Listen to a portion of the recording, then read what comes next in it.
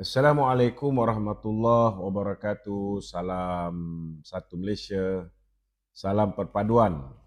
Kita ke udara pada malam ini untuk membicarakan isu-isu semasa. Dan malam ini tuan-tuan, mukadimah kita akan ulas tentang belanjawan 2023 ataupun lebih dikenali sebagai bajet 2023. Banyak orang memberi ulasan, kita pun melihat ulasan-ulasan yang dibuat oleh pakar-pakar ekonomi. Tetapi ramai juga pakar-pakar yang bak kata orang tu tak faham tentang ekonomi tetapi turut mengulas. Jadi banyaklah sebenarnya benda-benda yang baik yang dapat kita garap daripada belanjawan yang dibentangkan oleh Amat Berhormat Perdana Menteri. Dan mungkin malam ni kita boleh bincangkan apa yang kita rasa bagus dan apa yang mungkin boleh ditambah baik. Kita boleh ulas supaya lebih ramai yang faham. Satu bagusnya, saudara, saya nampak belanjawan ini jelas menunjukkan bahawa Datuk Seri Anwar Ibrahim beliau tidak mengambil sikap populis. Kalau kita lihat mungkin kalau sebelum ini banyak apa yang dilaung-laungkan lebih kepada pendekatan yang lebih populis. Namun hari ini kita tengok banyak daripada keputusan yang dibuat lebih kepada menjaga kepentingan negara. Lebih menjaga kepentingan negara. Kalau kita tengok hari ini perubahan yang ketara, geng-geng Perikatan Nasional pula tiba-tiba menjadi populis.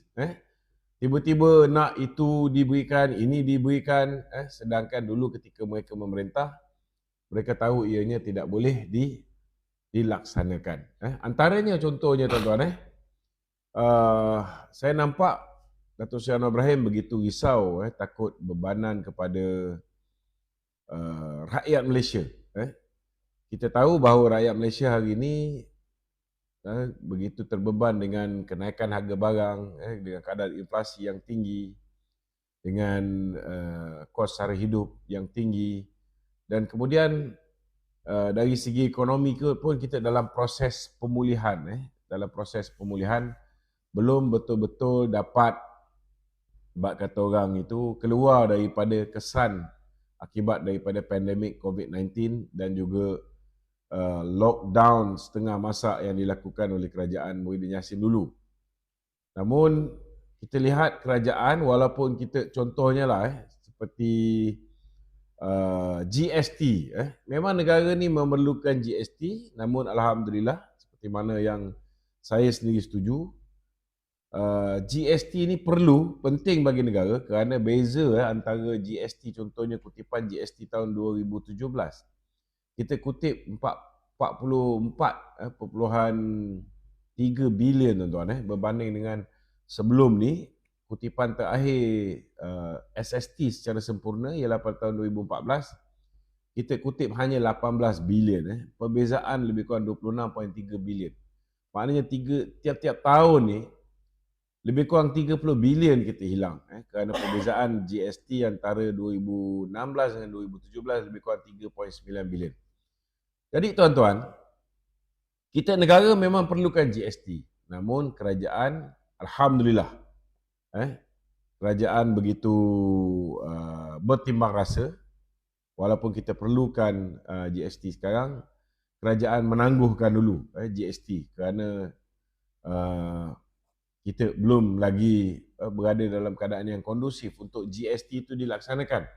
Ini satu benda yang bagi saya sangat bertimbang rasa yang dilakukan oleh kerajaan. Namun ada juga cukai-cukai, bak kata orang tu, cukai untuk barang-barang mewah. Yang ini maknanya dia akan mengikut pendekatan Islam. Pendekatan Islam contohnya macam zakat. Kita ambil daripada orang yang kaya, kita berikan kepada orang yang memerlukan. Ini pendekatan yang Islam ambil. Kita cukai ataupun kita ambil zakat daripada orang kaya, kita berikan kepada orang yang miskin. Jadi mungkin dengan pendekatan ini kita boleh kurangkan bebanan kawan-kawan. Dan kalau kita lihat macam B40 juga, M40 pun sama, M40 sorry, bukan B40, M40. Cukai yang mereka dikenakan ke atas mereka pun diturunkan sebanyak 2%, tuan-tuan. 2% ni besar, saudara. Sangat besar kesan dia. Okey. Kalau kita tengok apa lagi yang bagus. Mungkin ada jugalah orang yang merungut kerana mereka mengharapkan KWSP, contohnya, mereka mengharapkan KWSP dapat dikeluarkan. Namun KWSP tidak dibenarkan untuk dikeluarkan. Tetapi jadi sebab kita dah 4 kali, tuan-tuan, bukan sekali dapat pengeluaran ni. Pengeluaran yang dipohon ni ialah pengeluaran untuk kali keempat. Selepas kita keluarkan iSINA, kita keluarkan iCitra 1, iCitra 2, mereka minta pengeluaran ini untuk kali keempat, tapi tidak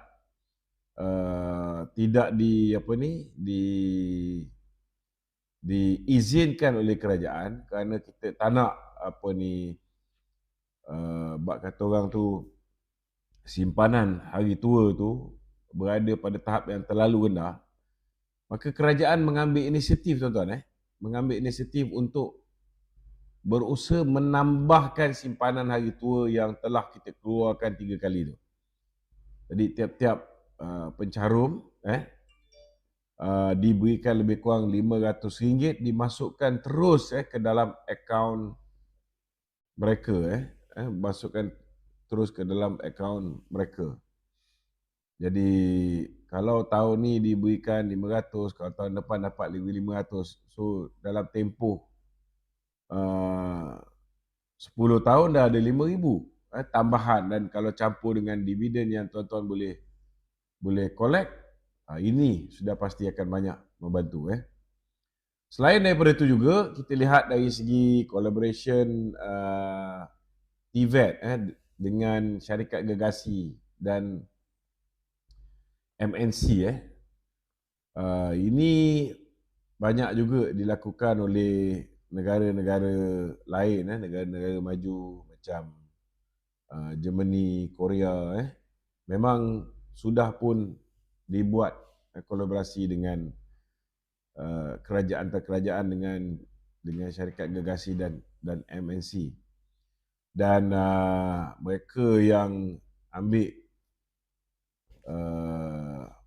maknanya terlibat pun juga dibayar tuan-tuan oleh PESO sebanyak RM600. Ini benda ni bagi saya sangat positif. Begitu juga ada pandangan daripada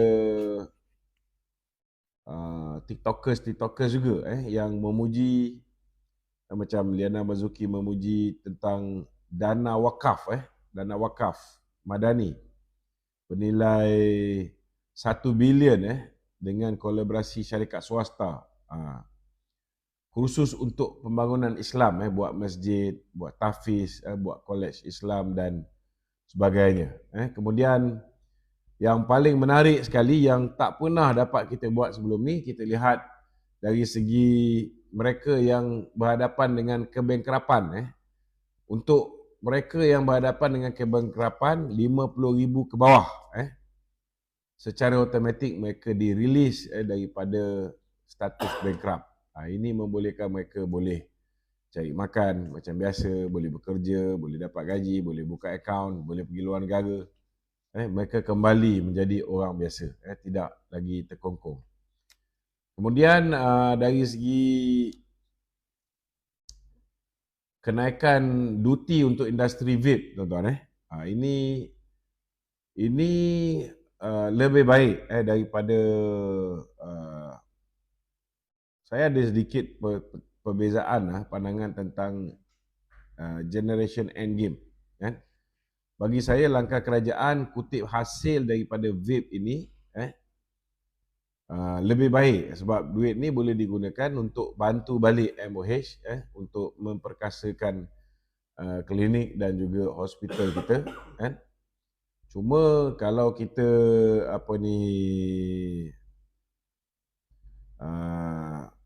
izinkan gig ini diteruskan ataupun generation end game ini diteruskan, ianya sudah pasti akan menyebabkan kalau ikut gig yang dilaksanakan oleh Khairi Jamaluddin dulu, dia nak laksanakan pengharaman rokok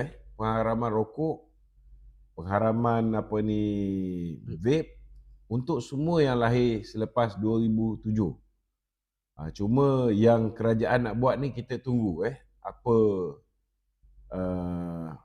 yang nak dilaksanakan oleh kerajaan, bentuk dia macam mana kan. Bagi saya kalau boleh jangan ada sebarang bentuk diskriminasi. Kalau boleh jangan ada sebarang bentuk diskriminasi.